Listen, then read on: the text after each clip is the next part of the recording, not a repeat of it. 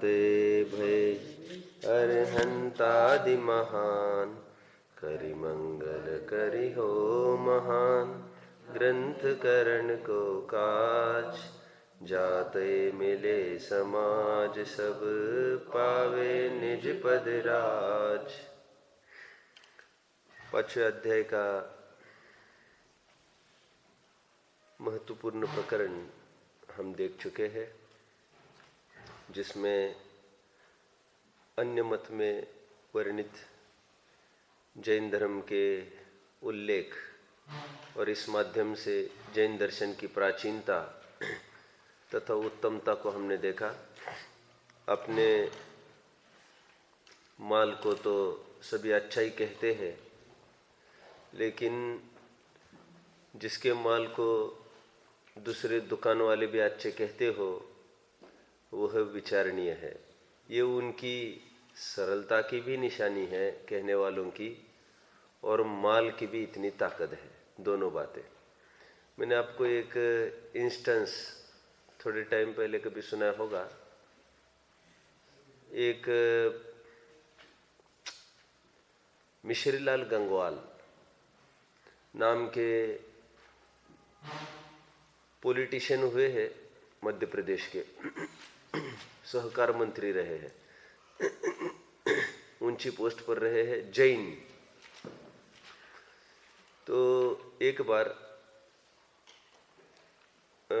उनके यहाँ एक जन आए और उन्होंने पूछा कि हम फला का लड़का देखने आए हैं, वो लड़का कैसा है हमारी लड़की के लिए। तो उन्होंने खूब प्रशंसा की उसकी, और अच्छा है, आपको तो नहीं छोड़ना चाहिए अवसर, अब तो करिए, लड़का हर प्रकार से सज्जन है। बाद में शादी भी हुई, सब हुआ। बाद में ये पता चला कि शादी जो हमारी हुई है, इसके लिए निमित्त ये मंत्री जी है, उन्होंने हमको अच्छा, इनके बारे में अच्छा बताया, इसलिए हमने शादी की। जिनका वो जिस लड़के को देखने आए थे, वो खास प्रतिद्वंदी रहता था उनका पॉलिटिक्स में, मतलब एकदम कट्टर अपोनेंट। तो उनको पूछा, भैया आपका इतना विरोधी है वो, और फिर अखबार में न जाने कैसी कैसी बातें निकलती है, क्या होता है, आपने उसके बारे में कैसे इतना अच्छा व्यू कैसे दिया, और लोक में कितनी दुर्गंध फैल रही है। अपने प्रति थोड़ा भी कोई मिसबिहेव करे, लोग तो उसको सीधा पतित देखते हैं। उन्होंने कहा, देखो पॉलिटिक्स में ये सब होता रहता है, उससे कोई आदमी खराब अच्छा नहीं होता, ये तो पॉलिटिक्स की रीति नीति होती है, लेकिन वे बहुत अच्छे सज्जन हैं, ये मुझे पता है। तो जब उनको पता चला, ये ओपोनेंट को, कि इन्होंने हमारे बारे में ऐसी व्यू दी, तो उन्होंने फिर से कभी विरोध नहीं किया उसका, फिर से कभी भी पॉलिटिक्स में वे उसके विरोध में खड़े नहीं रहे। मतलब सरलता हमारी होगी तो एक मानवीयता, सामाजिक एकता इसमें आँच नहीं आती। अपनी किसी मत को लेकर विरोध हो, वो बात अलग होती है, लेकिन हम एक दूसरों के जान के प्यासे पड़ जाए उसके पीछे, ऐसा नहीं होना चाहिए। नहीं तो हमारे सब शांति कर्म एक तरफ रह जाएगा ना। तो भले ही अन्य मत संप्रदाय है, लेकिन निष्पक्ष के रूप से जैनियों को सब अंदर से अच्छा मानते हैं और सम्मान्य मानते हैं, मानना चाहिए। ये पहले जो बात होती थी, आज वो देखने में नहीं आती। जैनियों को भी अजैनियों के प्रति कटुता, द्वेष भाव उत्पन्न हो गया, सो उनको भी हो गया, है ना। तो नेशनल इंटीग्रिटी को हमें नहीं भूलना चाहिए। श्वेतांबर मत को हम प्रारंभ करते हैं देखने के पहले। वैसे गुरुदेव एक बात कहते थे, देखो श्वेतांबर मत को अन्य मतियों में डाला है, इनकी गिनती ये बौद्ध, मुसलमान और सांख्यों के साथ की है। लेकिन मैं कुछ महत्वपूर्ण आपको बातें ऐसी दिखाऊंगा जिसमें टोडरमल जी साहब को कुछ थोड़ा सा संदेह था इस मामले में कि श्वेतांबरों को क्या सीधा जैनेतरों के साथ रखा जा सकता है क्या। तो ये तो मेरी एक बहुत बड़े श्वेतांबर भाई से चर्चा हुई एक बार विद्वान से, तो उन्होंने मुझे कहा टोडरमल जी साहब की दृष्टि में सचमुच ऐसा था नहीं। देखिए उसका प्रमाण उन्होंने भी मुझे दिखाया था। देखो अभी अंत क्या करते 144 पृष्ठ का, इसलिए अन्य मतों के श्रद्धानादिक छोड़कर जिन मत के दृढ़ श्रद्धानादिक करना। ये इसी की तरफ संकेत करता है कि कहाँ अन्य मत में डाल रहे उसको, कह रहे ये चिल्ला चिल्ला कर बोल रहे नहीं, ये पंक्ति बोले। हमने क्यों बोला था फिर अन्य मत में? क्योंकि मूल अधिकार का नाम ऐसा दिया था, अन्य मत, विविध मत समीक्षा, और मंगलाचरण भी ऐसा ही था उसका, मिथ्या गहन करी विविध प्रकार की। लेकिन एक ये भी पक्ष विचारणीय है, देखो इन्होंने यहां पर एक उपसंहार टाइप किया है कि जैसे समेट रहे प्रकरण को, कि इसलिए अन्य मतों की श्रद्धा नदिक छोड़कर जिन मत के दृढ़ श्रद्धा नदिक करना। अभी उत्थानी का भी हम देखें थोड़ी श्वेतांबर की, क्या वह सर्वथा जैनेतर में और अन्य मत में रखना चाहते हैं उसको, तथा काल दोष से कसाई जीवों द्वारा जिन मत में भी। ये यहाँ की उत्थानिका और पूर्व को उपसंहार, इन दोनों के आधार से थोड़ा भेद तो खड़ा कर रहे हैं श्वेतांबर में और अन्य में। नहीं तो ऐसा टूट कर अलग सा क्यों फिर उनके भी वो उसमें मिक्स कर देते ना। हालांकि मिक्स करना इसलिए संभव नहीं था क्योंकि तत्व व्यवस्था तो कोई अलग थी नहीं जो बताई जाए। हाँ, मोक्ष की व्यवस्था जरूर अलग बताई जा सकती थी, आप समझ रहे। जैसे मोक्ष के काल में वे मानते हैं बुद्धि आदि गुणों का उच्छेद, ईश्वर में मिल जाना, वैसे ये भी बताते वहां पर कि महिलाओं की मुक्ति मानते हैं, शूद्रों की मुक्ति मानते हैं, लेकिन वो वहां पर बीच में नहीं रख सकते थे उस प्रकरण को, क्योंकि कहा तो कितना गंभीर प्रकरण चल रहा है, इन सामान्य मुद्दों को वहां पर नहीं रखा जा सकता। वहां पर जैनेतरों की ही चर्चा की है। अभी यहाँ पर श्वेतांबर मत की अलग सी चर्चा करेंगे। देखते हैं हम अभी किन किन बिंदुओं पर चर्चा खड़ी होती है। यहाँ पर सबसे पहले तो टोडरमल जी साहब ये कहते हैं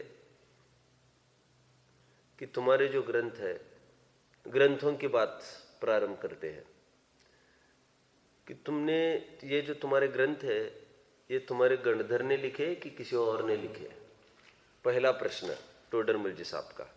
देखो, उनको अन्य किसी बात से अप्रोच प्रारंभ नहीं किया है उन्होंने, ग्रंथों से सीधा अप्रोच कर रहे हैं, क्योंकि हमारे घर के हम भाई है, वे हमारे भाई है, उनसे ज्यादा क्या बात करना।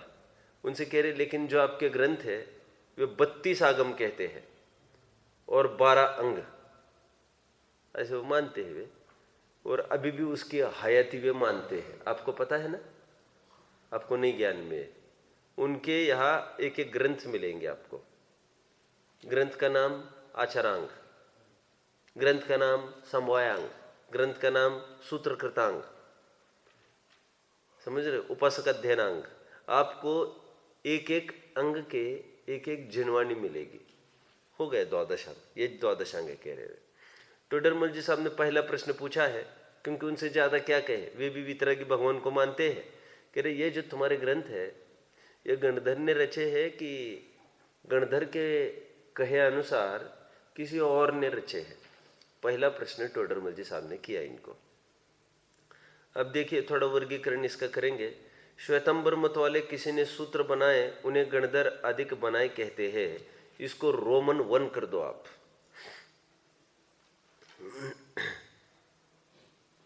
और रोमन 2 आप सीधा नीचे आइए। ये देखिए, ये मैंने बहुत मेहनत की है इसमें, वैसे ही मैं थोड़ा सा अभ्यास के रूप में इसकी स्टडी कर रहा हूँ, तो वैसे मैंने खूब पढ़ाया है पहले भी। ये आपको बहुत लाभदायक होगा, आप इसको नोट करते जाइए। कैसे अप्रोच किया है इन्होंने, इसे नीचे से 3 पंक्तियां देखिए। तथा वे ऐसा भी कहते हैं कि गणधर सूत्रों के अनुसार कोई 10 पूर्वधारी हुए हैं, उन्होंने ये सूत्र बनाए हैं। ये सेकंड अप्रोच में खड़े होंगे। अभी तक ये पहला अप्रोच यहाँ तक चलेगा। अब यहाँ तक ये काम करिए, यहाँ तक रोमन 1 आपको करना है जो ये, और ये गणधर सूत्रों के अनुसार कोई किसी अन्य मुनियों ने किए हैं। अभी 10 पूर्वधारी को छोड़ो, अन्य मुनियों ने किए हैं उनका जो कहना है वो रोमन 2 में डाल देंगे। ये 2 प्रकरण खुलेंगे। तो पहला तो प्रकरण ये खोल रहे हैं, फिर किए किसने है, तो कह रहे गणधर ने किए।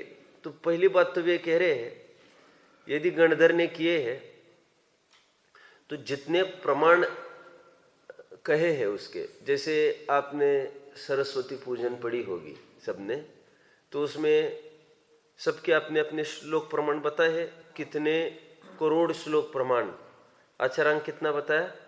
18 करोड़ श्लोक प्रमाण आदि आदि, फिर उससे दुगुना चलो, फिर इतना उतना उतना करोड़ों करोड़ों करोड़ों श्लोक प्रमाण। तो टोडरमल जी साहब कहते हैं कि जो प्रमाण कहे है उस प्रमाण के अनुसार तो ख्याल में नहीं आती तुम्हारी जिनवाणी। यदि तुम कहोगे, तुम पहले ये बताओ कि प्रमाण किस हिसाब से तुमने लगाया।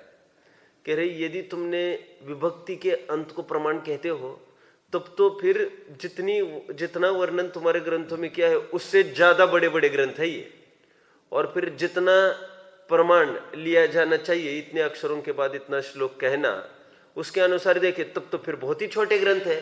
मतलब कोई भी प्रमाण एक कहेंगे तो या तो छोटा निकल रहा है या तो बड़ा निकल रहा है, ये ख्याल में नहीं आ रही। कह रहे एक बात। दूसरी बात वे ये कह रहे हैं कि अच्छा तुम यदि ये कहोगे कि मूल तो बहुत बड़े बड़े ग्रंथ है, फिर हमने उसको छोटे किए हैं, तो टोडरमल जी साहब ये कह रहे हैं छोटे किए हैं तो कुछ सूत्र हटा दिए क्या उसमें, तो ग्रंथ तो टूटक हो गए। फिर किसी का अंश यदि हटाए तो एक पद्धति तो ऐसी है, कहते हैं उसको एक सार के रूप में पहले हृदयंगम करे विषय को और फिर उसको संक्षिप्त में लिखे, तो वो तो कदाचित जायज हो सकती है। तो फिर तो कंटिन्यूटी भी जमेगी और तो सार के रूप में भी आएगा। आप समझ रहे हैं? लेकिन कह रहे हैं कहीं कहीं टूटक टूटकपना भी ख्याल में आ रहा है और कथा अधिक में कंटिन्यूटी भी बराबर ख्याल में आ रही है। ये कुछ समझ में नहीं आ रहा है। कह रहे तुम्हारा ये पकड़ में आ रहे प्रकरण। मैं तो पढ़ के दिखाऊंगा अभी एक एक चीज। देखिए मैं थोड़ा उदाहरण के लिए आपको बताऊं। एक तो भगवान की वाणी प्रामाणिक होती है, और ये भगवान की झेली हुई वाणी में हमेशा एक बात कहता आ रहा हूं, वक्ता की प्रामाणिकता जिन वचनों से है, उसके वचनों से है, वो किसके अनुसार बात करता है। वक्ता की प्रामाणिकता कदापि कदाचित भी उसके गुणस्थान से नहीं हो सकती, क्योंकि मुनिराज का भी कौन सा ठिकाना है प्रवचन के काल में और ग्रंथ लिखने के काल में, उनसे कौन सा गुणस्थान रहा होगा। तो ये प्रामाणिक ये अप्रामाणिक कितना दौड़ना पड़ेगा अपने को उसके पीछे। तो वो उनके अनुसार बात करे। बनारसी दास जी ने तो स्पेशल एक चिट्ठी लिखी, मैंने एक पढ़ के दिखाया था, ये जिन मत अनुसारी जिन वहां पर लिखा है जिन वचन प्रमाण, क्या लिखा है अंत में उन्होंने, निमित्तोपादान चिट्ठी के अंत में क्या लिखा। मैंने जो चिट्ठी लिखी है वो कैसी है, ख्याल में है क्या आपको?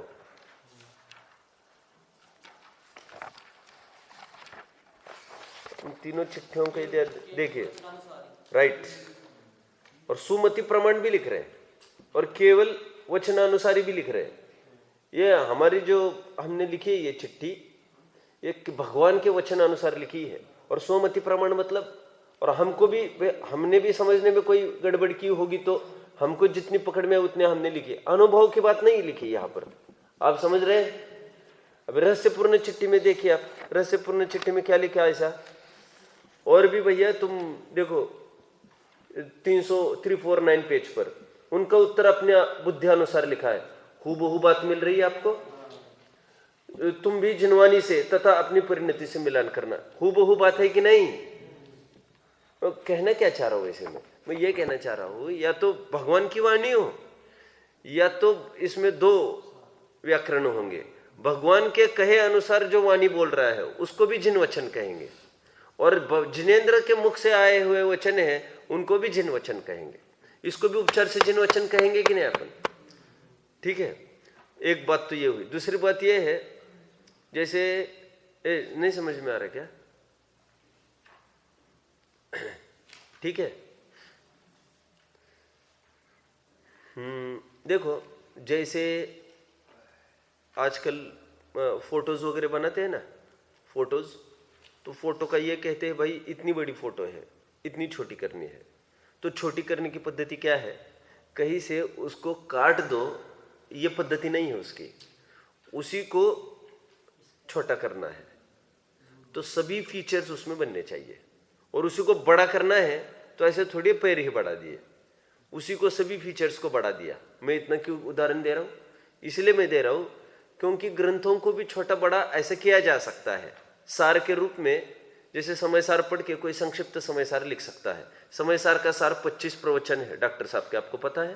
प्रवचन सार का सार 25 प्रवचन है। संक्षिप्त में वैसा तो हो सकता है, लेकिन कोई 50-60 गाथाओं को हटा ही देवे छोटा करने के पीछे, तो ग्रंथ टूटक हो गए, और टूटक ग्रंथ तो वैसे ही अप्रामाणिक होते हैं। समझ में आ रहा है? देखिए हम पढ़ते हैं अभी। श्वेतांबर मत वाले किसी ने सूत्र बनाए, उन्हें गणधर अधिक बनाए कहते हैं। सो उनसे पूछते हैं, गणधर ने आचरंग अधिक बनाए सो तुम्हारे वर्तमान में पाए जाते हैं इतने ही प्रमाण सहित बनाए थे या बहुत प्रमाण सहित बनाए थे? आपको यहां पर एक मिनट, यदि इतने प्रमाण सहित ही बनाए थे तो तुम्हारे शास्त्रों में आचरंग आदि के पदों का प्रमाण 18,000 आदि कहा है, सो उनकी विधि मिला दो। पद का प्रमाण क्या? यदि विभक्ति के अंत को पद कहोगे तो कहे हुए प्रमाण से बहुत पद हो जाएंगे। बहुत को गोला चढ़ा दो यहां पर। ये व्याकरण की कोई बात होगी, ये गिनती की कोई एक विशिष्ट शैली होगी, मैं देख बताऊंगा। और भी विभक्ति के अंत को एक पद कहते होंगे, ऐसी यदि गिनती करते चलो, ये भी एक पद्धति हो सकती है किसी किसी विषयों में। तो ऐसा करो तो फिर कह रहे 18,000 श्लोक प्रमाण कितना कह रही है ना? ये 51 का कहा ले कभी 18,000 है ना? 18,000 करोड़ है क्या? करोड़ होना चाहिए क्या? 18,000 श्लोक प्रमाण। तो फिर कह रहे इतना कहेंगे तब तो उससे ज्यादा ही निकल रहा है तुम्हारा। और फिर मूल जो आज प्रचलित है पद, इतने अक्षरों का पद लेना, उतना लेते तो एकदम कम निकल रहा है तुम्हारा। तो वास्तविकता क्या माने हम, कौन सा प्रमाण लेवे? तो कह रहे बहुत पद हो जाएंगे, बहुत को गोला लगाओ। और यदि प्रमाण पद कहोगे तो उस एक पद के साधिक किंचित अधिक 51 करोड़ श्लोक है। सो यह तो बहुत छोटे शास्त्र है, इसलिए बनता नहीं है। तथा आचरंग आदि, ये एक प्रकरण तो ये हुआ छोटे बड़े का, छोटे को गोला लगाओ। एक प्रकरण ये हुआ छोटे बड़े का। ये रोमन 1 में ही एक प्रकरण आप डालेंगे, ये टेबल बनाओ, इसका नोटबुक है क्या? क्योंकि टेक्स्ट में नहीं जमेगा। ये रोमन 1 में गणधर अधिक बनाए, गणधर अधिक के द्वारा बनाए, ये लिखोगे। और उसके अवान्तर भेद में लिखोगे प्रमाण ए, वहां पर ए करके लिखो प्रमाण। रोमन 1 के नीचे ए बी सी करना है तो ए में लिखो प्रमाण, और ए में भी फिर छोटा बड़ा, ऐसा करोगे आप। वर्तमान की अपेक्षा छोटा बड़ा पद पद की तरफ से। और फिर प्रमाण में ही आपने ये भी कर दिया क्या? ए बी को प्रमाण में ए करके आपने प्रमाण के ही 2 भेद किए क्या, छोटा बड़ा, ऐसा किया आपने? अभी कुछ नहीं किया। प्रमाण आप कहाँ तक आए हैं? ए में प्रमाण लिखा है बस, छोटा बड़ा भी लिख दिया आपने, ठीक है। अभी एक लाइन जो आगे मैं पढ़ूंगा वो भी प्रमाण में एक बाधा खड़ी कर रहे टोडरमल जी। ये आप प्रमाण के अंतर्गत ही फिर आप या तो यदि छोटा बड़ा प्रमाण के अंतर्गत भेद कर दिए होंगे तो फिर बी करके आप फिर प्रमाण लिखेंगे और नीचे लिखो कंपैरिजन, ऐसा करो आप। कंपैरिजन बी में फिर प्रमाण करो आप, क्योंकि वहां पर प्रमाण में तो आपने ऑलरेडी भेद बना दिए बोल रहे, वो दूसरी एक पद्धति थी मेरे ज्ञान में, अभी वो भी छोड़ दो, अब यही लिख दो। बी में भी फिर प्रमाण करके वहां पर लिखेंगे कंपैरिजन। इसका एक बिंदु है यहां पर मेरे पास, देखिए क्या कह रहे हैं यहां पर। इसलिए नहीं, तथा आचरांग अधिक से 10 वैकलिक अधिक का प्रमाण कम कहा और तुम्हारे अधिक है, सो किस प्रकार बनता है? अब ये बहुत बड़ी समस्या खड़ी कर दी है। टोडरमल जी साहब कह रहे हैं आचरांग अधिक से 10 वैकलिक का प्रमाण कम कहा है तुम्हारे ग्रंथों में, और प्रत्यक्ष देखने पर वो तुम्हारा 10 वैकलिक का प्रमाण अधिक दिख रहा है। तो पहले तो प्रमाण के हिसाब से वे टैली कर रहे थे, ये कर रहे थे, अभी तो कंपैरिजन कर रहे हुए दोनों अंगों के बीच में, है ना। पहले 2 अंगों के बीच का कंपैरिजन की बात नहीं थी, वो तो पद के सूत्रों के नियम की तरफ से बात कर रहे थे। ये दूसरा बिंदु खड़ा हो जाएगा तो कि इस प्रकार से भी उन्होंने वो बात रखी है। तो यहां पर बी करेंगे आप, फिर आगे, है ना, ए बी हो गया। अभी सी में फिर ये मूल तो प्रमाण के ही बातें हैं सब। आचारांग अधिक बड़े थे, काल दोष जानकर उन्हीं में से कितने ही सूत्र निकाल कर यह शास्त्र बनाए। तब प्रथम तो टूटक ग्रंथ प्रमाण नहीं, तथा ऐसा नियम है कि बड़ा ग्रंथ बनाए तो उसमें सर्व वर्णन विस्तार सहित करते हैं, और छोटा ग्रंथ बनाए तो वहां संक्षिप्त वर्णन करते हैं, परंतु संबंध टूटता नहीं है। और किसी बड़े ग्रंथ में थोड़ा सा कथन निकाल ले तो वहां संबंध नहीं मिलेगा, कथन का अनुक्रम टूट जाएगा। परंतु तुम्हारे सूत्रों में तो कथा अधिक का भी संबंध मिलता भाषित होता है, टूटकपना भाषित नहीं होता। इसमें सी के अंतर्गत ABC आप क्या डालोगे अभी यहां पर? हटाना और जोड़ना। हटाना और जोड़ना, ये प्रमाण की ही संगति की चर्चा है। वैसे तो सी में भी ये प्रमाण की ही चर्चा है और हटाने जुड़ने की बात है। ठीक है, और आगे बढ़ते हैं। अभी इसी में आप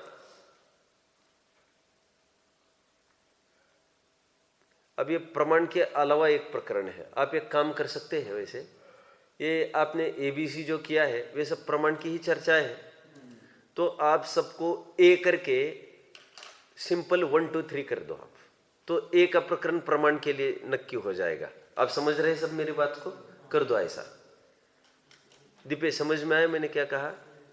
ABC तीनों प्रमाण के लिए डाल दिए हैं अपन ने, तो उसको एक काम करो, A प्रमाण ऊपर इतना लिखो और ABC जहां लिखा है वहां 1 2 3 कर दो आप, क्योंकि प्रमाण का ही मूल प्रकरण चला ना अभी तक। प्रमाण के कौन कौन से 3 बातें देखी हमने? एक तो मूल पद की संख्या की तरफ से उन्होंने बात करी, फिर एक तो कंपैरिजन से बात करी, और एक तो तुमने कुछ हटाया है जोड़ा है उस तरफ से बात की। तो ये सब एक ही प्रमाण के प्रकरण में आएगा। फिर अभी 2 में रोमन नहीं है, अभी रोमन 2 नहीं लेना है। अभी 2 में क्या कहना है बोलो? जोड़ा का नहीं है यहाँ पर, नहीं मतलब जोड़ा का तो वैसे लिखा नहीं है इन्होंने, लेकिन यदि कम पाए जा रहे मतलब तुमने तो कुछ जोड़ा होगा अपनी तरफ से। उन्होंने कम की तो बात की है कि कह रहे तुमने कुछ हटाए क्या फिर, क्योंकि बहुत बड़ा ग्रंथ होना चाहिए तो तुम्हारे तो बहुत छोटे दिख रहे और संभव तो यही है, इसलिए उन्होंने मात्रा हटाने की बात की है। आप समझ रहे? क्योंकि उनके आचरांग देखेंगे ना, अपनी पूजन की पुस्तक है ना जिनेन्द्र अर्चना, उतना उनका आचरांग है। तो अभी वो वास्तव में तो वो छोटा ही दिख रहा है बहुत ही, मूल इतने इतने छोटे से कैसे होंगे आचारांग वगैरह? जो मूल जनक रहे हैं मूल आचारादि ग्रंथ के, वो इतने छोटे छोटे कैसे हो सकते हैं? तो इसलिए टोडरमल जी साहब कह रहे तो वो टूटकपन, तुमने कुछ निकाल दिया होगा तो टूटकपन आया होगा। सत्यम ने अच्छा प्रश्न पूछा है, कितने जन को फॉलो किया है, कितने जन ने? सत्यम ने जो प्रश्न पूछा वो कह रहे बढ़ाने की कहा बात लिखते हैं, कुछ लिख ही नहीं रहे, आप कहां से बोल रहे हो? तो मैं यहां से बोल रहा हूं क्योंकि ऊपर उन्होंने छोटे बड़े की बात की थी, वहां से मैं बोल रहा हूं। लेकिन ज्यादा संभव तो यही लग रहा है, दिख तो छोटे रहे हैं तो उन्होंने हटाया होगा, यही संभव दिख रहा है। तो कह रहा हटाया तो कोई विशिष्ट गाथाओं का सेट हटाया कि सारबद्ध के रूप में तुमने संक्षेप में कर दिया उसको? समझ में आ रहा है आपको? ये अपने गुरुदेव कहते थे ये 6 डाला है, ये समय सार का सार है। तो मैं कह रहा हूं कि समय सार का सार कहो, रत्नकरण सार, श्रावकाचार का सार कहो, आपको वहां पर जो एक एक छंद एक एक अनुव्रत के लिए दिया है और भावनाओं के ये स्वरूप बताने के लिए, अतिचार के लिए, और यहाँ पर आपको एक छंद में पांचों छंद के रहस्य मिल जाएगा। इसको कहते हैं सार। लेकिन ऐसा तो कर नहीं सकते ना 6 डाला में, कैसा नहीं कर सकते बोलो? कि अहिंसा अनुव्रत लिख दिया और बाकी के 4 हटा दिए, क्यों? हमको कम में लेना था, संक्षेप में। इसको संक्षेप थोड़ी कहेंगे, ये तो टूटक हो गए। फिर तो टोडरमल जी साहब कह रहे ना टूटक लग रहे तुम्हारे, और तुम्हारी लिंक भी जम रही कथाओं में, क्योंकि कथाओं के माध्यम से पकड़ में आते। और अन्य जगह भी बहुत ऐसी विसंगति दिखती है, बीच में कुछ प्रकरण उठा, फिर बीच में कुछ प्रकरण उठा, हमारे यहाँ भी ऐसे देखने में आता है, और उसी के आधार फिर प्रक्षिप्तपने का निर्णय किया जाता है। अनितेश पकड़ में आया? जैसे जयसेन स्वामी प्रवचन सार चरणानुयोग सूचक चूलिका चल रही थी, वहां पर चर्चाएं चल रही है, मुनिराज किन की संग करे, किन की संग नहीं करे, फिर दीक्षा लेते समय किन किन को क्या क्या कहकर निकले, और फिर 28 मूलगुण कौन कौन से है, पूरी चर्चा सर्च करते समय बीच में 3 गाथाएं ऐसे आई है। फिर कह रहे और मद्य भी नहीं खाना चाहिए किसी को, मांस की भी नहीं खाना चाहिए, और मधु भी नहीं खाना चाहिए किसी को। तो सबने माथे पर यह हाथ लगा दिया, भैया ये प्रकरण कहाँ से आ गए बीच में? तो फिर अभी ये आशंका व्यक्त की जा रही है कि जाने जयसेन स्वामी को कहाँ से मिल गई ये गाथा है। कह रहे उनको किसी पांडुलिपि में किसी ने मिलाई होगी, वो उनके सामने आई होगी, उन्होंने उस पर भी टीका की होगी, अथवा अपनी तरफ से भी कुछ मिलाया होगा, वो शिथिलता न आए ये बताने के लिए, तो उसको क्षेपक गाथा कहते हैं फिर, जिसकी कंटिन्यूटी नहीं जमती। हमारे यहाँ इतनी सावधानी है कि उसको अलग से लिख देते फिर पाठांतर के रूप में कि ये 2 गाथाएं अमुक पांडुलिपि में नहीं मिल रही है, ये 2 गाथाएं इसमें नहीं मिल रही है, ऐसा पूरा उसका विवरण होता है। ये समझ रहे हैं आप? होता है बहुत। अब मेरे पास समय नहीं है, मैं कभी मौका पड़ेगा बताऊंगा। समय सार भी ऐसे उपलब्ध हुए हैं जिसमें 5-6 गाथाएं नहीं मिल रही है। अभी नया व्यायाम है वो कि ये अभी क्या किया जाए, उसका पांडुलिपियों में मिल रही है, फिर वो उसमें मिलाई जाए, क्या की जाए। अब पहले ये देखा जाएगा अमृतचंद्र स्वामी ने टीका लिखी कि नहीं उस पर। आपको ज्ञान में है, आपने लेख पढ़ा है किसी को? किसी ने 50 टीकाएं संग्रह की, 111वीं गाथा प्रक्षिप्त है। तो कह रहे उन्होंने कैसे प्रक्षिप्त घोषित की उसको? कह रहे देखो 110वीं गाथा पढ़ो, फिर देखो 112वीं गाथा पढ़ो, और बीच में 111वीं गाथा। देखो ये उछल पड़ा है प्रकरण, विसंगति नहीं है, विसंगति है। बात एक। दूसरा मुद्दा, अमृतचंद्र स्वामी ने इस पर टीका ही नहीं लिखी बोल रहे, ये मुद्दा दूसरा। और फिर मुद्दा तीसरा, इसकी विषय वस्तु तो देखो, कह रहे यहाँ पर वो अग्नि कायिक को और वायु कायिक को तरस बता रहे हैं, ये श्वेतंबर मत का पुट है बोल रहे। मतलब ऐसे अनेक अनेक हेतुओं को देकर वो क्षेपकपने को सिद्ध किया जाता है। वो विद्वान ही सिद्ध करते हैं उसको। और आप समझ गए कि हाँ ये क्षेपक गाते, फिर सर्वसम्मति से बात होती है नक्की, हाँ ये क्षेपक है, किसी ने ऊपर से मिलाई है। इसलिए तो जो ये कहा जाता है मुनियों के इतने इतने करोड़ अरब मुनि वो नरकने को जाएंगे, इनको पता होगी सब गाथा नंबर वगैरह ऋषभ को, तो वो नरकने को जाएंगे, ये भी क्षेपक गाथा कहने में आता है। क्षेपक वो किसी ने ऊपर से मिलाई है वो गाथा है, मूल गाथा तो है नहीं, ये सर्वसम्मत बात है। तो उसकी सत्यता पर सशंकता निरंतर बरकरार रहती है, क्योंकि किसने मिलाई, क्यों मिलाई, और अलग से ग्रंथ में क्यों, ये ग्रंथ में ही कैसे मिला दी उसने, तो फिर उसकी सत्यता पर प्रश्न चिन्ह खड़े होते रहते हैं। समझ में आया? समंत भद्र स्वामी के वो 23वें तीर्थंकर का होने का उल्लेख, ये सब क्षेपक गाथाएं मानी जाती है। समझ में आता है? कुछ इसकी गारंटी नहीं होती वैसे। चलते आगे। तिलोय पंडिती त्रिलोक सार में भी क्षेपक गाथा है, ऐसा नहीं है कि ये आंख मीच कर चलता रहना चाहिए। ठीक है, तो फिर इसके लिए आपको समीक्षात्मक अध्ययन के ग्रंथ पढ़ने पड़ेंगे, तो आपको ये पता चलेगा कि कौन कौन से गाथे क्षेपक है, उसके हेतु दे देकर सिद्ध करते हैं। आपका अवान्तर अध्ययन चाहिए उसके लिए, उतना ही पढ़ोगे आप, काम नहीं होगा। मैंने कल एक बहुत शानदार विषय लिया है रात में 10th वालों को, मेरा क्यों क्या मालूम मन इतना होता है, सभी हो, क्योंकि आपको इस जीवन में कभी नहीं मिलने वाला है, और पढ़ने के लिए आपको उतना फिर या तो समय होना चाहिए। मैंने कल आशाधर जी का जो प्रकरण है कि उन्होंने ब्रह्मचर्य अणुव्रति को वैश्य की सम्मति दे दी है, उसका पूरा प्रकरण मैंने कल खड़ा किया है। और मेरे को समस्या हुई थी ना पहले बहुत, मैं प्रवचन सभाओं में जाने लग गया था बिल्कुल प्रारंभ में, मैं तो पहले तो कुछ समझता ही नहीं था ये प्रवचन में क्या बोल रहे हैं। मैंने कल भी बताया, पहले 7-8 महीने तो मेरे ऐसे गुजरे हैं, मैं तो विद्वान का तो शक्ल ही देखता था बस, और इतना जरूर समझता था कि ये अपना इसी में से कुछ निकल आएगा किनारा। क्योंकि जितनी भी मुद्दे की बात करते हैं ये कि अपने ही राग द्वेष अपने लिए दुख रूप है, जितनी आप इच्छा बढ़ाओ मूर्छा दुख रूप है, ये बात परफेक्ट जमी थी, तो उसके बल पर सुनता था। बाकी वो न्याय पढ़ाते थे बिल्कुल ही प्रारंभ में, और कुछ ही ने मुझे ABCD कुछ ही पता नहीं अभी जैन दर्शन की, मुझे 8 मूल गुण ही पता नहीं, कहो नमोकार मंत्र पता नहीं, और प्रारंभ में अब मेरे लिए नया विषय थोड़ी चलना, सभा में वो न्याय चलता था, वो अकिंचित कर और यह तो बस में क्या बोल रही है। 8 महीने मैंने अपना वैसा ही चलता रहा, 7-8 महीने, फिर धीरे धीरे पकड़ने लग गया। तो जितने में विद्वान कहीं बाहर चले गए थे, तो फिर वहां पर सागर धर्मामृत व्यक्तिगत वाचना के लिए लिया सबने। अब वहां पर एक प्रकरण उभर कर आ गया कि ब्रह्मचारी वेश्या का सेवन कर सकता है। अभी हो गए 2 ग्रुप खड़े स्वाध्याय हॉल में, मैं तो 2 ग्रुप में से कहीं भी नहीं था, क्योंकि मेरा तो कोई ठिकाना ही नहीं था तब, मैं तो नया था, मैं तो सुनता था लोग क्या बोल रही है। तो एक ग्रुप ये बोलने लगा, भैया ये कैसे बोल रही है, वेश्या का सेवन कर सकता है, बंद करो इस ग्रंथ को। एक ग्रुप ये कहने लगा, भैया ग्रंथ को किसी भी चालू किया हमने तो उसको बंद नहीं करना चाहिए, अद्योपांत वाचन होना चाहिए। तो फिर वो पहला पक्ष बोलता है वो तो ग्रंथ की बात है ना, ये ग्रंथ थोड़ी है, ये तो कुशास्त्र है। बोले ये तो साधारण कोई भी कहेगा, ये वैश्य का सेवन करने की बात हम पढ़ेंगे क्या सबके सामने, बोले वैश्य का। तो फिर वो कुछ भी निष्कर्ष नहीं बना, आखिरकार वो ग्रंथ बंद हो गया था। लेकिन एक प्रॉपर कोई ठोस रूप से ये नहीं बोल सका, इसकी विवक्षा में समझा रहा हूं सब। और विवक्षा मतलब गलत है तो क्यों, और सत्य भी कहने वाला उसकी अपेक्षा बताओ तुम, समझ में आ रहा है। तो मैंने कल जो मेरे ऊपर बीती, और आज मैं सब ये इसलिए कटारिया जी के लेख है ना, ये सब मुख्तार जी के कुछ लेख है, इसको समीक्षात्मक अध्ययन कहते हैं। ये इसका रीडिंग बहुत कार्यकारी होता है। ये कैसे अर्थ निकालते हैं, अन्य अन्य टीकाएं सामने रखकर आपको। और भी 1-2 दिन में मैं 9th वालों का ऐसा विषय लेने वाला हूँ दोपहर वगैरह में। ये आलू प्याज को भी भक्ष्य बताया जा रहा था, वो क्या षड्यंत्र था उनका, और कौन सी वे भी गाथाओं का ही आधार देते हैं। आश्चर्य ये है, ये भी शिरोधारी अपने सर्वज्ञ परमात्मा को ही रखे हैं, तो भी तो इतने जन उनके अनुयायी बनते हैं।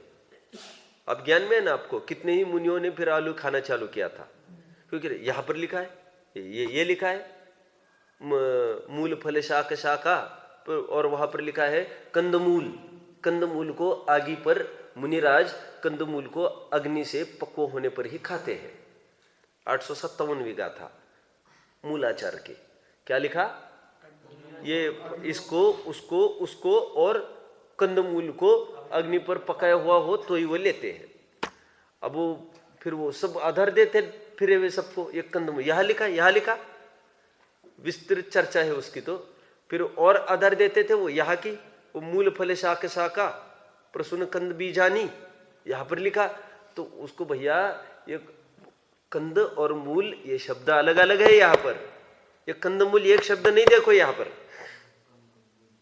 कंद कह रहे शकरकंद तो हो ही सकता है, कह रहे कलाकंद नहीं खाते हो क्या तुम। आप समझ गए मेरी बात को। कंद मतलब तो होता है पिंड, तो कह रहे मैं आनंद का कंद हूं, कंद मतलब पिंड। तो यहां पर कह रहे कंद मतलब कोई वो जमीन के नीचे का कंद की बात नहीं कर रहे, और मूल मतलब तो कोई सभी गाजर मूली होती ये बात नहीं। ये कंदमूल कोई एक शब्द नहीं देखना है यहाँ पर, ये कंद अलग शब्द है, मूल अलग है। अभी उन्होंने एक शब्द देखा है, उसको लेकर पूरा विद्रोह हुआ है। और फिर कितने आइलक वगैरह भी वो कितना आलू वगैरह खाने लग गए थे, और उन्होंने सब जगह प्रचार, और बहुत प्रबल विद्वान थे, तर्क युक्तियों से सिद्ध किया उन्होंने। ये देखो यहाँ पर लिखा, वहां पर लिखा, और कंदमूल भक्ष्य। अब फिर उनको कटारिया जी आगे आकर उनके लेख है, मुझे थोड़े दिन पहले मंगाए थे सन्मति संदेश, 5-6 सन्मति संदेश को मैंने पहले पढ़ रखा है नहीं है, तो पहले सब रिफर कर करके मैंने अभी वो 11 प्रतिमा में सचित त्याग प्रतिमा में उसमें सब दे रहा हूँ। तो वहां पर उन्होंने सिद्ध करने का प्रयास किया, भाई ये सब भ्रांति इसलिए इनको हुई है क्योंकि कंद मूल को एक शब्द देख रहे हैं। यहाँ पर कंद और मूल अलग अलग शब्द है। यदि अनंत कायिक नहीं हो कंद तो वो अग्नि पर पकाया जाए और वो भक्ष्य माना जाएगा, और यदि मूल अनंत कायिक नहीं हो, मूल मतलब जड़ी बूटी क्या होती है, तो जड़ी बूटी का सेवन नहीं करेगा क्या ज्ञानी अचित करके। तो कह रहे वहां पर वो कोई गाजर मूली ही मूल थोड़ी है, मूल तो और भी होते हैं जड़, उसकी बात कर रहे हैं। यहाँ पर मूल जमीन ये कंद और मूल ये अलग अलग शब्द देखे जाए, और बहुत आधार दिए हैं उन्होंने कोश आदि आदि में से। मतलब आपको ये अध्ययन नहीं होगा तो ये आपको ख्याल में नहीं आएगा अर्थ भी जिनवानी का, ठीक है। और सामान्य चर्चाओं में सभाओं में सामान्य चर्चा चलती है, या तो आध्यात्म की होती है, और श्रावकाचार्य की चलेगी तो एक ग्रंथ, और उसकी कोई अपेक्षाएं वगैरह नहीं बताकर सीधे धड़ा आगे बढ़ जाते हैं। गहराई तक पहुंचना है तो हमको अध्ययन का वो चाहिए। चलो कहाँ से अपन हटे थे बात कहाँ आई थी, बात कहाँ कर रुकी थी। हाँ, ये सत्यम ने प्रश्न खड़ा किया था, मैं आगे बढ़ू। अभी यहां पर ये कह रहे हैं कि अभी बी मुद्दा खड़ा होने वाला है, उसमें बुद्धि की बात आएगी। आप गंभीरता लिखो, गंभीरता। बी का मुद्दा, ए का मुद्दा प्रमाण था, बी में क्या लिखोगे, गंभीरता। देखिए यहां पर दूसरा मुद्दा ये उठाए टोडरमल जी ने, वे ये कह रहे हैं कि ये बड़े विद्वान कोई कथन करते हैं तो उसमें गंभीरता होती है, क्योंकि बुद्धि है उनकी, ऐसी तो कुछ भी गंभीरता उसमें नहीं दिखती। श्वेतंबर के ग्रंथ में ये दूसरा हेतु उन्होंने दिया। उसका क्या है रहस्य मैं बताऊं, थोड़ा पहले पढ़ ले। तथा अन्य कवियों से गणधर की बुद्धि तो अधिक होती होगी, उनके बनाए ग्रंथों में से थोड़े शब्दों में बहुत अर्थ होना चाहिए, परंतु अन्य कवियों जैसी भी गंभीरता नहीं है। पकड़ में आ रहे? आदिश नाम है ना आपका। देखो ये रैन सारे ग्रंथ है, आपको ज्ञान में है। अब वो सब उनके माथे थोपते रहते हैं कुन स्वामी के नाम पर। तो एक प्रबल विद्वान का ग्रुप खड़ा हुआ अभी 10-20 साल पहले, और उन्होंने कहा कि भाई ये रैन सार को कुन स्वामी के माथे न मढ़ा जाए। फिर क्या आपत्ति है, क्या विरुद्धता है? कि विरुद्धता तो बाद में देख लेंगे, क्योंकि उसमें कह रहे गंभीरता ही नहीं होती है। हम कुन स्वामी की प्रकृति देखते ना, प्रकृति नेचर किसी का। देखो ये देखो सचिन जी ने ऐसा किया है, नहीं हो सकता, सचिन जी ऐसा नहीं कर सकते। क्यों? हम जानते हैं उनकी प्रकृति को, कम से कम इस मामले में नहीं कर सकते। देखो लड़की के साथ अकेले में बात कर रहे थे, नहीं ये संभव ही नहीं है। और वे फोन भी नहीं करते, अकेले में बात ही नहीं करते किसी से। वे शंका समाधान के लिए भी उनका कहना है आप पुरुष आपका हो अथवा सीधा वो। यहां पर भी मैं इतना पालता हूं, मुझे भी किसी का फोन आए लेडी का शंका समाधान के ही रूप में, तो मैं इन्हीं के सामने बात करता हूं और फिर यहीं पर सेटल कर देता हूं उस बात को। अथवा कोई ना कोई सामने हो मेरा, आप समझ गए। तो कोई ये बात करे भाई ऐसा नहीं, इस मामले में तो नहीं हो सकता। फिर कोई नहीं, हमने अबक्ष खाते, नहीं इस मामले में तो नहीं हो सकता। प्रकृति होती है ना। कुन स्वामी का ऐसा है कि रे वो हम समझते हैं, उनकी ऐसा नहीं है। वो बहुत ही उनके गंभीर वचन है। उन्होंने ये टीका लिखा, ये ग्रंथ लिखा होगा या ऐसा ख्याल में नहीं आता है। समझ में आया? देखो जैसे आपको थोड़ा ज्ञान हो, मैं बताऊं, ये सत्यम तुम इतने झुककर बैठे हो, तुम या तो इस तरफ आ जाओ, या तो या कहा तुम हटाओ ना टॉप फपा को। तुम्हारा जोड़ीदार नहीं आया आज, अक्षय को नहीं लाया, अक्षय को, और वो उसको पार्टनर तुम्हारे कौन, संकल्प है। तुम आगे आकर बैठो, तुम चेहरा एक तो दिख नहीं रहा है और ये झुक झुक कर देख रहा है। ये अष्टपहुड़ पर टीका लिखी है श्रुत सागर ने। उस पर उन्होंने टीका ये लिखी है, तुम शशांक के पास में बैठ जाते, अभी एकदम चलेगा बैठो। श्रुत सागर ने ऐसा लिखा उसमें कि जो ऐसा काम करते हैं उनको एक काम करो, कह रहे चप्पल को गोबर में लिप्त करो और उसके गाल पर चाटे ठोको उससे। अभी ये जो ऐसा लिखा है उन्होंने कथन, एक कथन तो ये हुआ, इससे एकदम थोड़ा चेहरा अपना पढ़ने वालों का, उनकी छवि, खैर ये मजबूत आदमी नहीं हो सकता ये, क्योंकि इतना हल्का लेखन कोई नहीं लिखता। मजबूत आदमी भी अरे झगड़ा भी करता है तो झगड़े में भी सात्विकता रहती है उसके। आप समझ गए। बहुत महान आदमी होगा और वो किसी से बैर भी करेगा तो बैर वैसा नहीं करेगा जैसा हल्का आदमी करता है। पीठ पीछे छोरा भौंकना, निंदा करना, ऐसा नहीं कर सकता। वो बैर तो रख सकता है, लेकिन वो आगे अभी संपर्क नहीं रखेंगे इनसे, बस यही उसका बैर है। भली मार करतार की चित्त से देह उतार। रोजाना आप उसको जय जिनेन्द्र भी करेंगे। अब उसकी क्या रीति नीति होगी अभी सज्जन की, तुमने उसको धोखा दिया है, वो इतना ही करेगा, जय जिनेन्द्र भी करेगा वो। और शत्रु न मत करो, मत जय जिनेन्द्र, आज्ञा नहीं होना, देख लूंगा तुमको, मुंह में राम बगल में छुरी, वो ऐसा नहीं बोलेगा सज्जन। वो अपने अपना गंभीरता ऊपर से बिल्कुल झलकती रहेगी उसकी। ये श्रुत सागर को आड़े हाथ लिया है। कह रहे इन्होंने ऐसा कैसे लिख दिया। एक जगह ऐसा लिखा श्रुत सागर ने कि शर्म आनी चाहिए तुम लोगों को, तुम मुनियों की परीक्षा करते हो। अरे मुनि क्या मांगते हैं, एक हाथ दो रोटी देनी है तुमको, उसके लिए भी क्या परीक्षा करते फिरोगे क्या उनकी? ले लो उनको कब्जे में। अब वो फिर संकट के घेरे में आकर खड़े हो गए।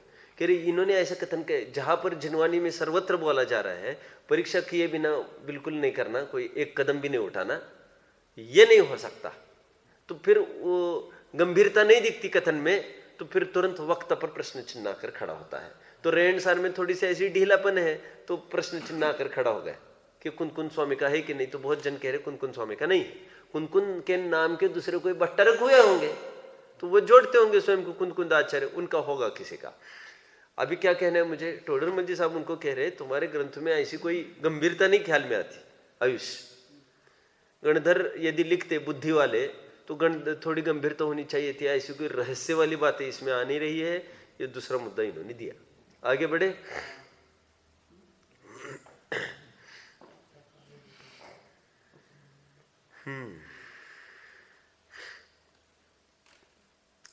अभी तीसरा मुद्दा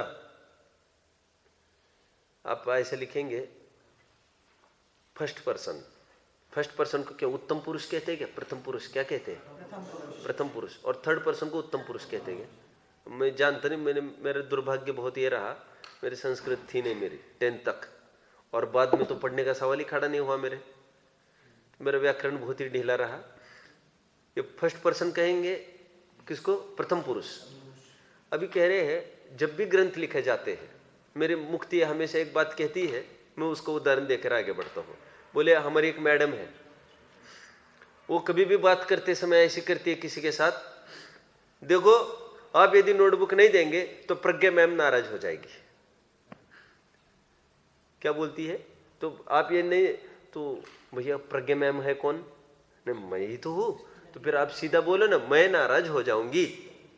अब थर्ड पर्सन में बात क्यों करते हो, ये समझ में आया। तो पहले 1-2 दिन ये स्कूल में गई, इसको पता ही नहीं चले प्रज्ञा मैम है कौन, तो बाद में पता चले यही स्वयं प्रज्ञा मैम है।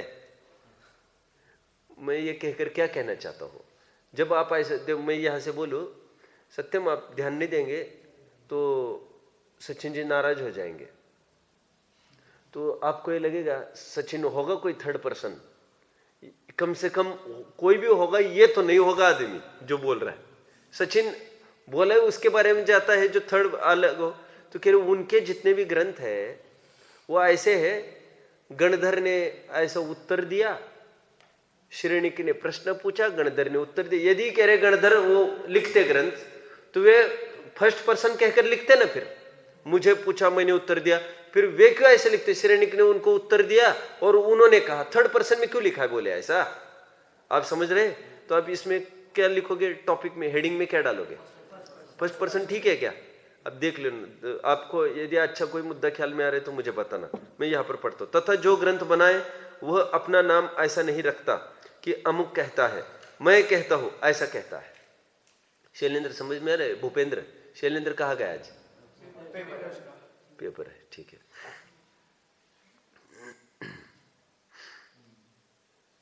परंतु तुम्हारे सूत्रों में हे गौतम, वो गौतम कहते हैं, ऐसे वचन है, परंतु ऐसे वचन तो तभी संभव है जब और कोई करता हो। इसलिए यह सूत्र गणधर कृत नहीं है और के बनाए गए हैं। गणधर के नाम से कल्पित रचना को प्रमाण कराना चाहते हैं, परंतु विवेकी तो परीक्षा करके मानते हैं, कहा ही तो नहीं मानते। टोडरमल जी साहब की इतनी अद्भुत महिमा आती है, ये बहुत असाधारण पुरुष था, और इनकी वाक्पटुता भी है, वाक चातुर्य है, इनका समझाने के ढंग है, शैली है और पकड़ है इनकी, कहना चाहिए। और कोई इनको टीचर नहीं थे, स्वयं उपजत बुद्धि है, और स्वयं कह रहे हैं हमको पूर्व संस्कार से मिला ये चीज, महापुण्य है। मैं कल एक बड़े विद्वान से चर्चा हो रही थी मेरी, सुना मैंने, उनको बहुत व्याकरण का ज्ञान है, मुझे व्याकरण में थोड़ा सा प्रश्न खड़ा हुआ था। वैसे दीदी से और इनसे भी बात हुई थी मेरी, ये देवेश के पिताजी से, अभी उनसे नहीं बना है वो। तो मैंने सोचा सर्च करे कि, मैंने कहा किसी और से मिलता है क्या। मैंने दीदी से वैसे बात कही थी, मैंने कहा मुझे मौका मिलेगा तो मैं उनसे भी बात करने वाला हूँ। दीदी ने कहा था हाँ जरूर करना, मुझे भी बताना क्या बोलते हैं। प्रश्न मुझे जो खड़ा हुआ तो मैं बाद में बताऊंगा कभी व्याकरण संबंधी। मैंने कहा, मैंने मोक्ष मार्ग प्रकाशक का मैंने कहा एक व्याकरण संबंधी एक प्रश्न है, खोलो, मैंने कहा पेज। तो कई देर में देखा उन्होंने, उनको ग्रंथ नहीं मिला मोक्ष मार्ग प्रकाशक। तो उनके वाले लोग थोड़े वे नहीं मानते मोक्ष मार्ग प्रकाशक, कोई लोग। तो मैंने कहा क्या बात है, फोन पर पूछा, मोक्ष मार्ग प्रकाशक आपके पास है नहीं। मुझे बहुत ताज्जुब हो रहा है, मैंने कहा आपके पास मोक्ष मार्ग प्रकाशक ग्रंथ नहीं मिल रहा है। वैसे उम्र से वे बहुत बड़े हैं मेरे से, 65 ऐसे होंगे, लेकिन वो पूरा मुझे पता है ना ग्रुप। वे मोक्ष मार्ग प्रकाशक को थोड़ी बातों को लेकर वे कहते ऐसा लिखा वैसा लिखा। तो मैं जाकर एक बार खड़ा हुआ था सामने उनके, मैं बहुत नया था, दीदी वहां आई थी, तो मैंने कहा ये बहुत गलतियां दिखा रहे यहाँ यहाँ यहाँ सब मोक्ष मार्ग प्रकाशक की। तो मैंने कहा कि दीदी को कहा ऐसे, तो दीदी ने कहा एक काम करो, अब उनको जाओ उनके पास और उनको बोलो, वक्ता थे वे वहां के, उनको बोलो कि क्या क्या गलतियां हमको दिखाओ तो हम सुधार करेंगे। मुझे को भाई हमारी ताकत है क्या उनके सामने खड़ी रहने की, क्योंकि हम आदर भी करते थे वैसे उनको, विद्वान को, और बहुत विद्वान मानते थे हम उनको। तो दीदी ने कहा अब मानिए मेरी बात, आप जाइए, आप उनको पूछे क्या क्या गलतियां हैं। तो उनके सामने गए तो फिर वो एक प्रकार say that was the last talk with him. तो फिर एक प्रकार से हमारा खूब झगड़ा हुआ था, वो विद्वान को और मेरा मतलब एक तरफा ही हुआ था। वो ऐसा हुआ था, उन्होंने बहुत उनको ख्याल में आ गए, बोले दीदी ने भेजा है, तो वो कह रहे तुमको किसी ने सिखा कर भेजा है, तुमको विश्वास नहीं हमारे ऊपर, हम गलती कह रहे। मैंने कहा एक गलती दिखाओ, ये उनका कहना है कि हम सुधार कर लेंगे, अगले जो एडिशन निकलेगी उसमें क्यों गाफिल होती रहे समाज, अरे तुम कभी नहीं सुधरोगे, तुम्हारी योग्यता नहीं है। फिर वो खूब हुआ हमारा। फिर वो बाद में हमारा और विद्वान का वैसा कभी नहीं रहा नजदीकी, पहले नजदीकी भी रही थी, फिर नजदीकी थोड़ी टूटती गई, फिर वो उसी ग्रुप के हैं वे। तो मुझे और बहुत अध्ययन करते हैं बाकी ग्रंथों का। तो मैंने कल कहा उनको टोडरमल जी, तो फिर उन्होंने बोला मुझसे, बोले आप ऐसा बिल्कुल नहीं समझिए, टोडरमल जी साहब को हम बिल्कुल पूज्य मानते हैं, उनकी सभी मास्टर भी है करनान योग के, वे करनान योग अर्थ संदृष्टि वगैरह सब उन्हीं का पढ़ के आगे बढ़े हैं। बोले उनकी हम बिल्कुल प्रामाणिक मानते हैं, एकदम प्रामाणिक विद्वान है वे, लेकिन इस समय में मुझे ग्रंथ नहीं मिल रहा है उनका। मैंने कहा फिर कोई बात नहीं है, लेकिन मुझे संदेह हुआ कि आपको भी नहीं आप ऐसे बिल्कुल ना समझो। बोले मुझे तो अभी सहज ही कहना था टोडरमल जी साहब को लेकर कि देखो उनकी किस रूप से आगे बढ़ रहे हैं। अभी तीसरा मुद्दा जो उन्होंने खड़ा किया है, इसका मतलब उन्होंने श्वेतांबर ग्रंथ कितने पढ़े हुए होंगे, तो जाकर वे वहां की शैली को उठा रहे। बोले आपके ग्रंथ में ऐसा कैसे लिखा है, किसी की कही सुनी बात नहीं है ये उनके पास, कितना प्रॉपर मैटर पढ़ा है उन्होंने, और तब जाकर वे लिखने बैठे हैं। अभी उनका खंडन सामान्य आदमी करना नहीं जानता, वो दूसरे रग रग में घुसना पड़ता है उसको अकलंक निकलंक बनकर दूसरों के आश्रम में महीनों और सालों गुजारने पड़ते हैं, और वो भी जान की जोखिम लेकर। समझ में आ रहा। और इनके पास तो ऐसे भी कोई आश्रम नहीं थे, इनके बेचारों के पास तो एक ही चारा था, उनके ग्रंथ लाए और घर पर पढ़े। ये तो अकलंक निकलंक से भी और आगे के ही थे। समझ में आता है, क्योंकि ग्रंथ उपलब्ध करो और घर पर ही पढ़ा इन्होंने, किसी आश्रम वगैरह में नहीं। फिर वो नौबत ना आए वहां पर मरने पिटने की, सो तो यहां पर भी आ गई इनके ऊपर। समझ में आता है। अभी ये हो गए, अभी समय तो वैसे अपना आज हो चुका है। आज मेरे 3 पेज का टारगेट था। मैं चाहता हूं कि आपको किसी बहाने, जैसे मैं एक एक आधार भी दे रहा हूं, जैसे श्रुत सागर सूरी का दिया आदि आदि, आपको ये सब ख्याल में रहना चाहिए, क्योंकि जगह जगह आपको मिलेगा और आप ये कहते चलेंगे यहाँ पर सोमदेव सूरी ने लिखा। मैं एक बात कहूँ, मैं कल रात में भी कही, आप सबको ज्ञान में होनी चाहिए, सुरक्षित रहेगी। गोपाल दास बरैया एक बहुत बड़े विद्वान थे, आप सबको ज्ञान में होगा। ये कौन गोपाल दास बरैया? ये वे हस्ती थी कि ये लगभग 20 उपाधियों से विभूषित और इतने पारंगत न्याय के विद्वान, जैनेतरों को बिल्कुल यूं कहिए उनको अपना सा ही बनाए वाद विवाद के बाद। और ये वे विद्वान थे जो टोडरमल जी साहब ने भी एक जगह लिखा है गोमटसार की टीका करते समय कि ये पनट्टी क्या चीज है हमको समझ में नहीं आ रहा है। और जब ये मुद्दा गोपाल दास जी के पास आया, उन्होंने चुटकियों में हल कर दिया पनट्टी का अर्थ। ये वे गोपाल दास जी है जो टोडरमल जी को भी नहीं बनी थी। अभी देखिए, मुझे कुछ कहना है, ये गोपाल दास जी जो इतने विद्वान रहे, इन्होंने स्कूल चालू किया मुरैना का। अब इन्होंने एक पुस्तक डाल दी सिलेबस में, त्रिवर्णाचार। कौन सी पुस्तक रखी? ये सच्चाई है। और पहले ऐसे बहुत विद्वान हुआ करते थे। तो फिर मुख्तार जी है ना, जुगल किशोर मुख्तार, उन्होंने खूब आड़े हाथ लिया उनको। बोले क्या बकवास है ये, अपने क्या रखा है सिलेबस में। मतलब ये खूब खुलेआम ऐसा बोला जाता था। लेकिन आश्चर्य ये है, रिस्पेक्ट बहुत बरकरार रहती थी। आज अपन ऊपर से तो बात नहीं करते और अंदर से मनमुटाव बना रहता है अपना। तो बोल लेते थे, कह रहे नहीं, हम जिनवानी का आपलाप नहीं होने देना चाहते। वे कहते थे त्रिवर्णाचार आपने लिखा है, उसमें क्या लिखा है मालूम? योनि की पूजा करना आदि आदि लिखा है। क्यों जी, ये ठीक है? इतना अश्लील वर्णन है उसमें और ये विद्यार्थियों को पढ़ाया जा रहा है। तो गोपाल दास जी ने बोला, अच्छा मैंने ढंग से पढ़ा नहीं है उसको। देखो कितने बड़े आदमी से कितनी गलती हो सकती है, साधारण पढ़ा नहीं था उन्होंने और सिलेबस में रख दिया, और इतने बड़े विद्वान, और 1-2 दिन में हटा दिया सिलेबस में से त्रिवर्णाचार। हटाना पड़ा, बैठ गए सब माथे पर आकर विद्वान, आड़े हाथ लिया, तुम क्या पढ़ा रहे हो? फिर अच्छा हटा दो इसको फटाफट। समझ गए आप? ऐसा बहुत होता रहता है। अपने जैन ग्रंथों के नाम पर भी नहीं, सोमदेव सूरी ने लिखा। सोमदेव सूरी ने लिखा? सोमदेव सूरी कौन है? बोले ये सोमदेव सूरी ने लिखा, मतलब प्रामाणिक होना चाहिए। ये सोमदेव सूरी है कौन? तो सूरी लिखा है, अब भ्रमित क्यों होते हो? ये तो विद्वान थे, विद्वान। आशाधर जी ने इनको विद्वान माना है, पंडित। सूरी लिखा मतलब कोई आश्चर्य होगा, ये किसने बोल दिया? समझ गए?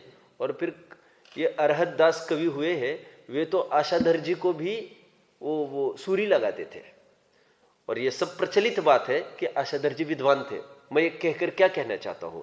ये कहना चाहता हूं सूरी लगाई मतलब कोई मुनि हो गया, ऐसा नहीं हो गया। अमृतचंद्र सूरी जैसा उस गृहस्थों को भी लगा देते थे, और उतने मात्र से कोई ग्रंथ प्रामाणिक नहीं होता किसी के नाम वैसा होने से। हम तो उसकी सत्यता देखेंगे। टोडरमल जी साहब के शब्दों में, उसका नाम मत बताओ, हमको तो विषय वस्तु बताओ। टोडरमल जी साहब ने एक जगह लिया ना 5वें अध्याय में, हम नाम नहीं बताएंगे, हम काम बताएंगे। तुम बताओ ये काम अच्छा हुआ कि खराब हुआ। वो उन्होंने स्त्रियों के साथ रमण किया तो उनको कुतूहल कहते हो, हम करते हो तो पाप कहते हो, नहीं चलेगा ये टोडरमल जी साहब इतने गजब के विद्वान रहे होने चाहिए, स्ट्रॉन्गर, एकदम मजबूत। और आप 6वां अध्याय तो उनका एक नमूना ही है। 5वां अध्याय तो हमने देख ही लिया, 6वां अध्याय भी उनका नमूना। आगे कैसे वो किसी की भी बिल्कुल बर्दाश्त नहीं करते और सीधा तर्क युक्ति से अप्रोच करते। ठीक है, देखते हैं। ओम नमः